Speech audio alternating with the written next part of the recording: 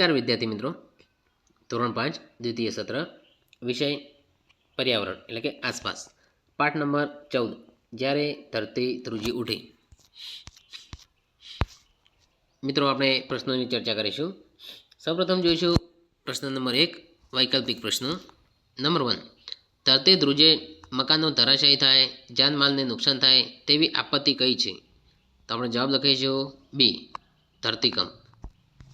Number 2, ચોમાસામાં આવતા વધુ વરસાદના કારણે નદીઓમાં વધુ પાણી આવવાથી કઈ આપત્તિ આવે છે?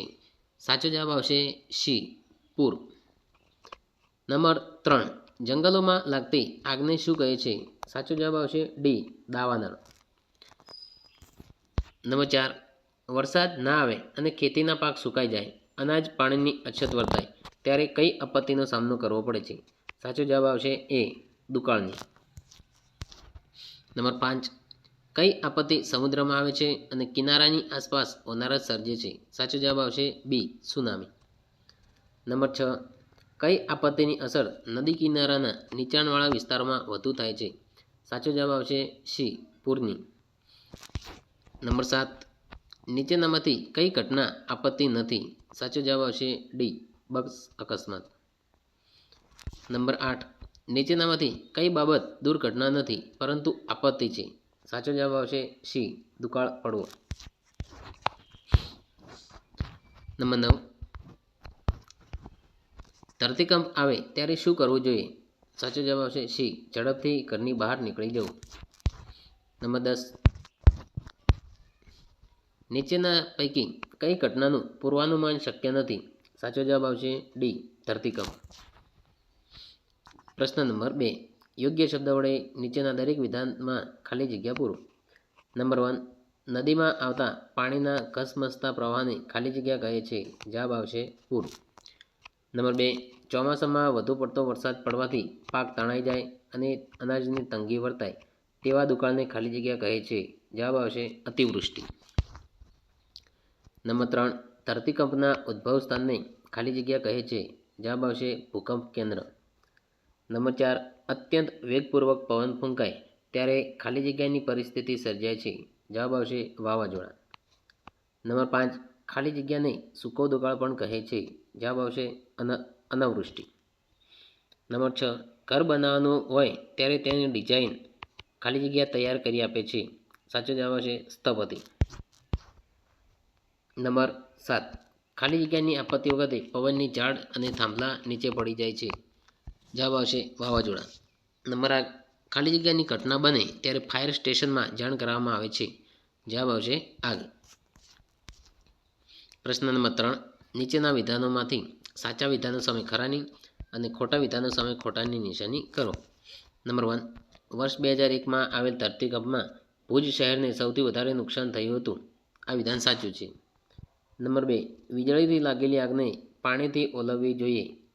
આ વિધાન ખોટું છે. નંબર 3, ધરતીકંપ આવે ત્યારે ખુલ્લા મેદાનમાં ચાલ્યા જવું જોઈએ. આ વિધાન સાચું છે. નંબર 4, સુનામી દરિયામાં આવતી આપત્તિ છે. આ વિધાન સાચું છે. નંબર 5, વધુ વરસાદ આવવાથી દુકાળ પડે છે. આ વિધાન ખોટું છે. નંબર 6, વાવાઝોડું આવે ત્યારે ઝાડ નીચે ઊભા રહેવું જોઈએ. આ વિધાન ખોટું છે. નંબર 7, ચોમાસામાં એકધારો વરસાદ વધુ પડવાથી નદીઓમાં પૂર આવે છે. આ વિધાન સાચું છે. નંબર 8,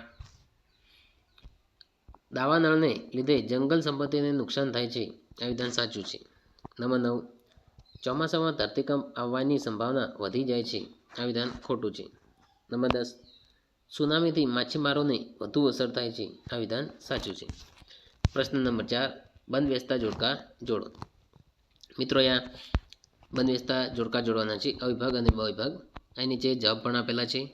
તો સૌપ્રથમ જે ધરતીકંપ, તો તેની સામે સાચો જોડકો આવશે સી નંબરનું, ધરતી ધ્રુજવા લાગે.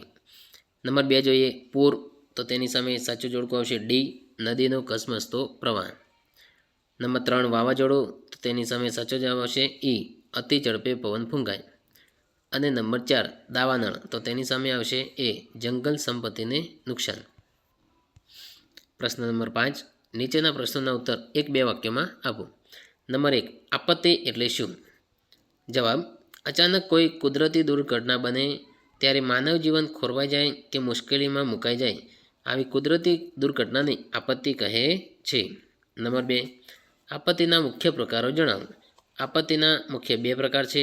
1, કુદરતી આપત્તિ અને 2, માનવસર્જિત આપત્તિ. કુદરતી આપત્તિઓના નામ આપો. જવાબ: ધરતીકંપ એટલે કે ભૂકંપ, ભૂસ્ખલન, દુકાળ, પૂર, સુનામી, વાવાઝોડું, દાવાનળ વગેરે કુદરતી આપત્તિઓ છે. નંબર 4, માનવસર્જિત આપત્તિઓના નામ આપો. માનવસર્જિત આપત્તિઓમાં યુદ્ધ, કોમી રમખાણો, માર્ગ અકસ્માત, ધક્કામુક્કી, નાસભાગ, આતંકવાદી હુમલા, હુલ્લડ વગેરે માનવસર્જિત આપત્તિઓ છે. નંબર 5, પૂર એટલે શું? જવાબ: નદીઓમાં આવતા પાણીના કસમસતા પ્રવાહને પૂર કહે છે.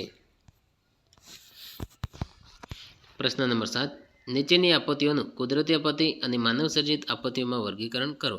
તો મિત્રો અહીંયા આપત્તિઓના નામ આપેલા છે, તો આપણે 2 ભાગમાં લખવાનું છે, કુદરતી આપત્તિઓ અને માનવસર્જિત આપત્તિઓ. તો સૌપ્રથમ આપણે જોઈશું કુદરતી આપત્તિઓમાં ધરતીકંપ, જ્વાળામુખી, વિસ્ફોટ, દુકાળ, પૂર, સુનામી, વાવાઝોડું, દાવાનળ આ બધી કુદરતી આપત્તિ કહેવાય.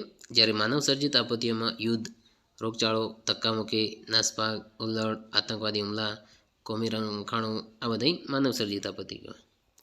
તો મિત્રો આશા રાખું છું કે હવે તમને સારી રીતે ખબર પડી ગઈ છે. Thank you.